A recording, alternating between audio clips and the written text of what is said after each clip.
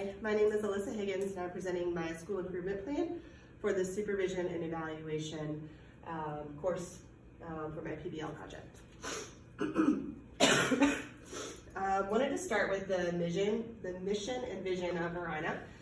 We've spent a lot of time this year redeveloping our mission statement as a school to accommodate and include all of the components of the new Henrico Learner Profile. So we came up with the mission of Verina High School is to provide an educational experience designed to develop honest and responsible citizens who exhibit quality character and a commitment to the community. The process involves through life skills such as lifelong learning, critical thinking, integrity, and physical and mental well-being. So this year when we took a look at our mission, we noticed that some of the components were missing of being a quality character and the other 5 C's of the Henrico Learner Profile. So as a school, we gathered students of all backgrounds, racial backgrounds, economic backgrounds, high performing, lower performing, and we asked them, what are some things that you want to be in our mission statement and our vision for the school? And the 2 big words that they brought to us were honesty and responsibility. So we made sure those were there. And then the leadership team wrote 3 different versions, and that was shared out with the staff, the families, and the students, and a vote was taken. And this is the final one that was actually just sent out this past Sunday for our new mission for the school. Just a little background on Verina High School. We are made up of 70% Black students, about 21% white, 4.7 Hispanic, 3.5 identify as 2 or more races, and 0.4 American Indian and 0.4 Asian. We do have 58.7% of our students that are economically disadvantaged and 16.8% students of our students that are students with disabilities. When I started with the development of the school improvement plan, we did a needs assessment, and our main area of focus was looking at our needs based on the subgroups and their performance level. So this is from the VDOE School Quality Indicator, and it's important to note here that Asian and English learners, we do not have a large enough population for it to actually count, but we did hit the areas of level 2 in both our Black student subgroup and our economically disadvantaged, and level 3, where you see the red, for students with disabilities. Also, our overall performance in math was below the 70%, which would put us at a level 2. So our focus areas were math overall, subgroup of Black students, and subgroup of students with disabilities. In analyzing the data, I collaborated with the special education department leader, and we really looked at the performance of students with disabilities. This was an area of weakness across the board. However, for the purpose of this, I'm focusing on math.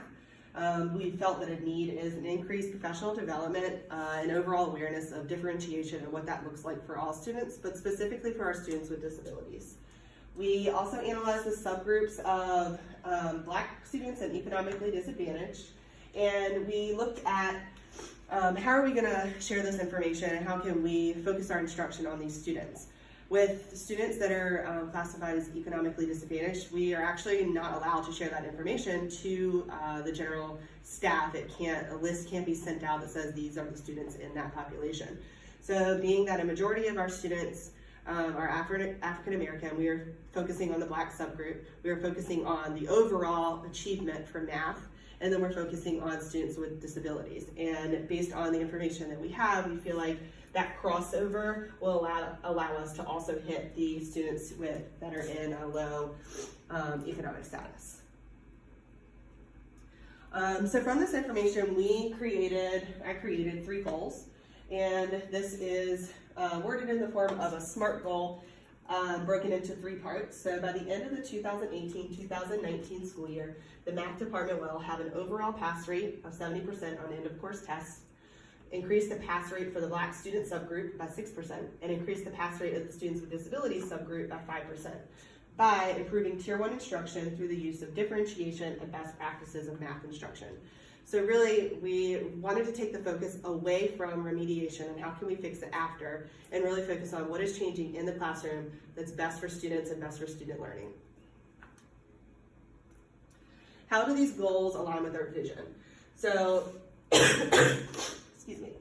Critical thinking is one of our big goals, and that's an area that we're focusing at Verona High School this year from the Henrico Learner Profile. So we are looking at what does rigor look like in the classroom? Are we teaching above a test? Are we teaching at the correct level based on standards? So that critical thinking component really works into our classrooms, which is part of our mission.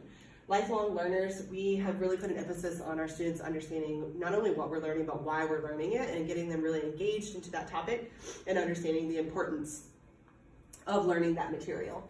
Quality, character, and responsibility are something that we are instilling in our students. We should be instilling in our students every day as part of our school-wide expectations. Implementation of the plan. Implementation will begin at the beginning of the year and will continue to be implemented throughout the year through the use of PLC meetings to check in and monitor for our end of course content teams, and through monthly department meetings. We are focusing on professional development and providing that professional development in each meeting each month. The progress, or monitoring progress, administration will do a bulk of it through walkthroughs and formal observations, with the emphasis being on providing feedback and effective feedback. Lesson plans will also be turned in, that's a requirement from the county, and learning walks from central office will occur monthly. And the biggest piece that we added in is that teachers are going to be tracking the subgroup performance, mainly looking at those students with disabilities, because that's our big focus this year, and collecting tested data on those students.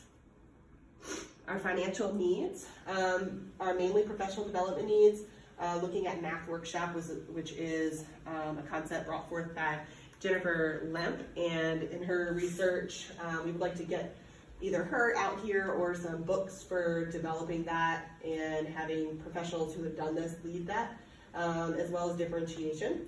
Instructional supplies are needed, and an additional math tutor. And that is my plan. Thank you.